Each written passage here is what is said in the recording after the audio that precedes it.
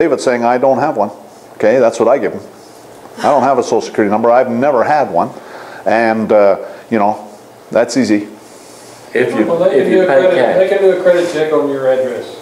That's, well, actually, yeah, they need a name, an address, and a birth date, and once they have that, then they can do a credit check. You're right, and so that's why, that's with this company with FedEx. They fired me.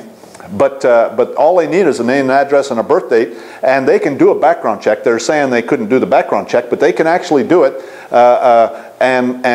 so they committed a felony by compelling the disclosure of a social security number. You can get a background check on anybody without a social security number. Well, you pay the fee on the internet. You certainly can. Yeah, there you go. There you go. Well, they obviously wanted to violate my rights under the color of law, but. I'm sorry. Go ahead. Now, if you paid cash for the vehicle, you got the manufacturer's certificate, and you know, instead of the title on the car. You mean the manufacturer's certificate of origin, right? Of origin, yeah. Right. Mm-hmm. And is that taxable then? I would say, you know, I don't know. I mean, that's getting into an area that I don't have any expertise in. I mean, I've heard things and stuff like that, but I haven't actually done it myself. A lot of the stuff I've done myself, and that's the stuff I talk about the most. You know, some of it I haven't, and so, you know, I can't say. But it makes sense that it would be. But you know, a lot of it depends on who you're dealing with and how good you are articulating everything, and you know, a lot of it. Anyways, what? Quick question. What did you say to put down under claims this exemption for the following reason? Oh, well, okay. So there you go. That's a good point.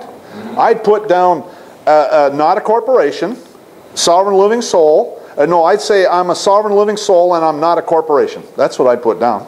And if you, you know, again, they know who you are. I mean, once you start putting that stuff down, you know what, they're going to try and charge you with something. They got to take this thing into court and say, well, he wouldn't claim this exemption. They got to get a judge to go along with this. And I guarantee you that once you put that stuff down, you know, that judge ain't going to touch it with a 10-foot pole. No prosecutor is going to touch it with a 10-foot pole, especially if you've been serving them with stuff.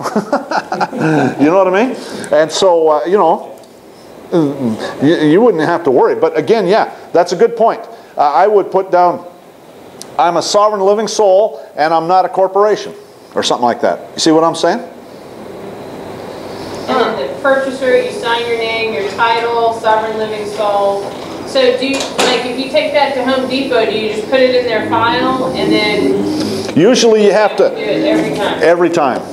Okay. Yep. Usually you have to do this every time. And usually what I would do is I just bring it in blank, and usually, or they'll give you one at the time. But this is taken right off the state of Texas website.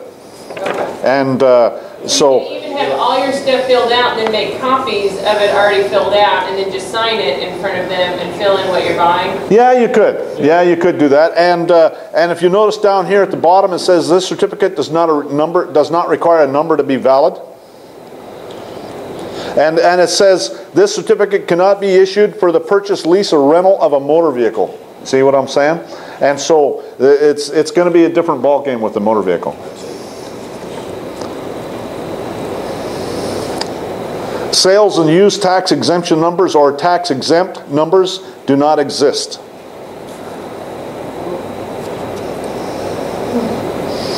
So what's the definition of motor vehicle?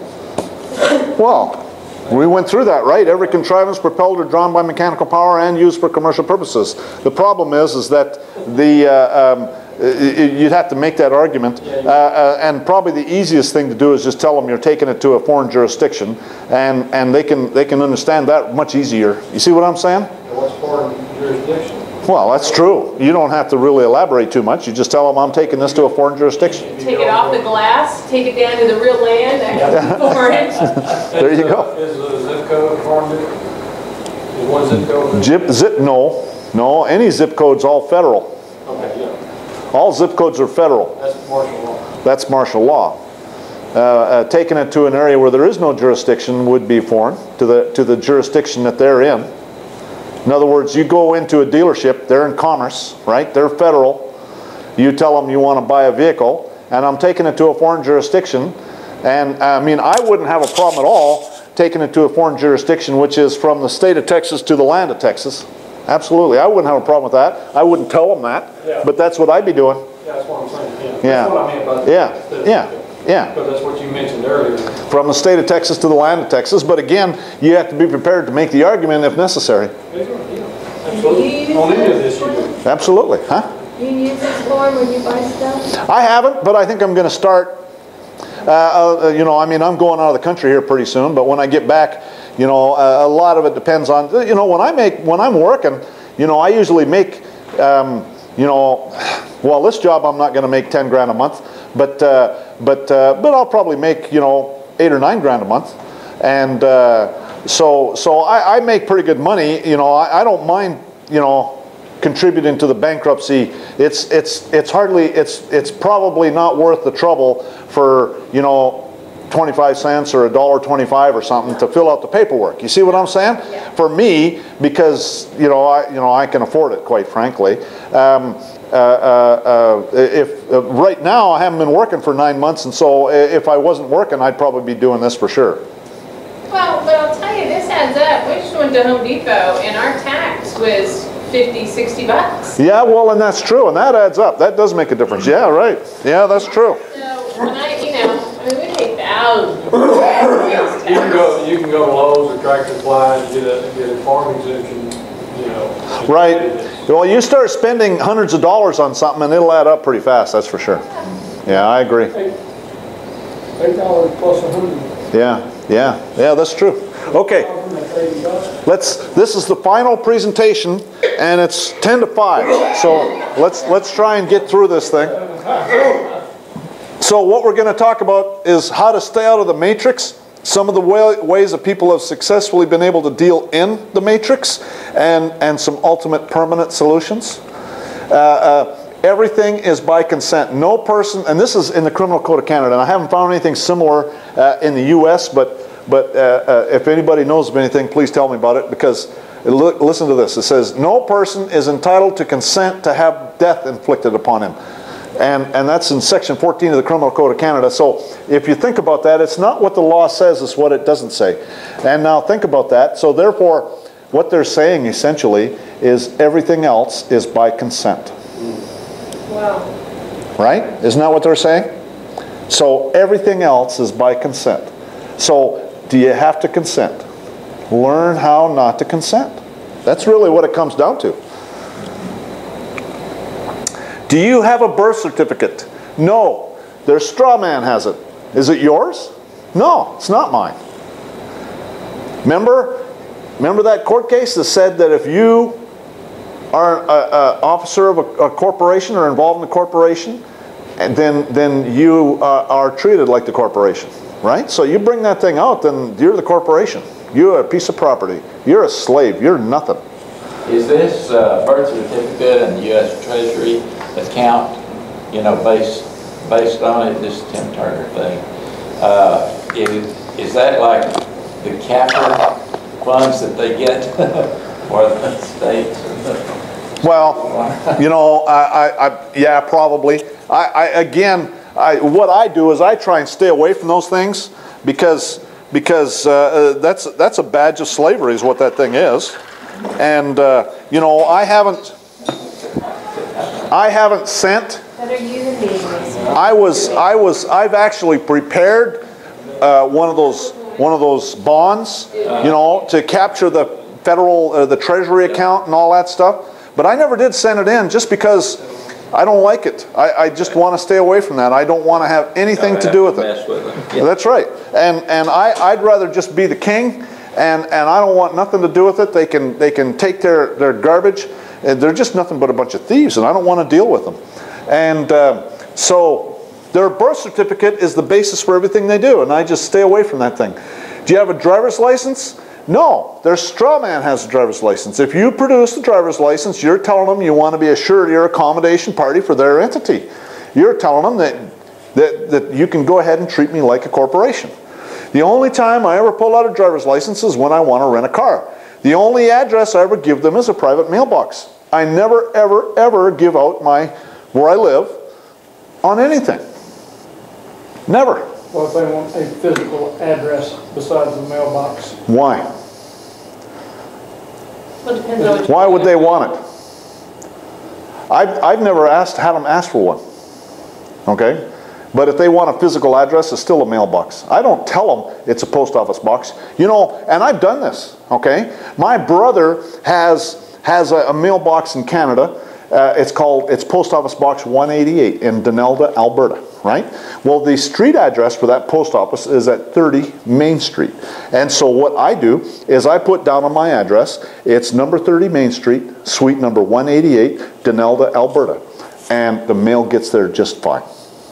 UPS has to do Post it. office's address and put number, whatever your post office box is, at that address. Right. UPS has Instead to of a deliver to the P.O. physical box. address. Well, and so then you give them, with UPS, I have a private mailbox. I never use a post office box, quite frankly.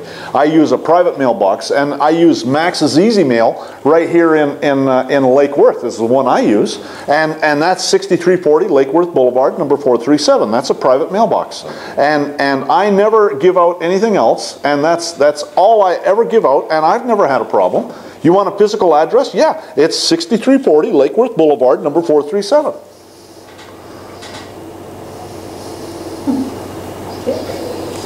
Again, we have to start thinking outside the box, and don't just cave into them anytime they want something, okay? You know, I don't care what the application form says, like for a driver's license, okay? It says mailing address and street address. Well, I put down the mailbox in both of them. I don't care. I mean, it's a fiction. The only thing that they can see is that fictitious entity. And so a fictitious entity can live in a mailbox. Okay. Why not? That's right. It can't see a living soul. It can't see a living soul. You got to start thinking outside the box. And you know, when the FBI and the Texas Department of Public Safety came to see me, they didn't care. They didn't care about anybody. I've never ever had a problem with using my private mailbox. Never had anybody ever say anything. And I always use that. That's all I ever use. I've been in so many court cases, and I drag their butt into court. And it's always using a private mailbox. I had a When I was... I had a P.O. box for years in Lido, where I live, and never used a physical address. And one year, when I got my driver's license renewed,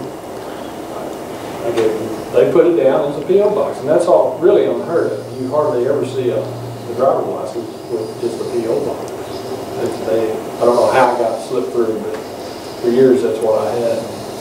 I had an officer ask me that one time. He said, you're supposed to have a physical address in here. I said, that's what you guys do. So, I mean, you can definitely operate just with a P.O. box. I mean, but you don't have to have a physical address. Yeah. The landlords, they don't even aren't flagged that it is a P.O. box. He gives the... No, it's a physical address. It could be anything. Yeah. You know, could be an office building. Yeah. You know, could be an apartment complex. I usually don't call it an apartment number. I usually call it suite number. You know, but I just might put just number. You know, and you know, whatever. I don't care. It's you know, the only thing they can see is the fiction. Remember, there's nothing the government can do to affect the people. So all of their rules and regulations apply to fictitious entities. When I was living in Keller, I sent a registered letter to the postmaster and the postmaster general, and I told them that I don't care what your rules and regulations say. They're supposed to say you're supposed to use a private mailbox. I tell them, I'm not using a private mailbox. I don't care what your rules and regulations say. I'm not using a private mailbox. I'm going to put suite number down. And that's what I put. And I never had a complaint out of them. And that's exactly what I do. They have regulations that say that you're supposed to put private mailbox. And I've had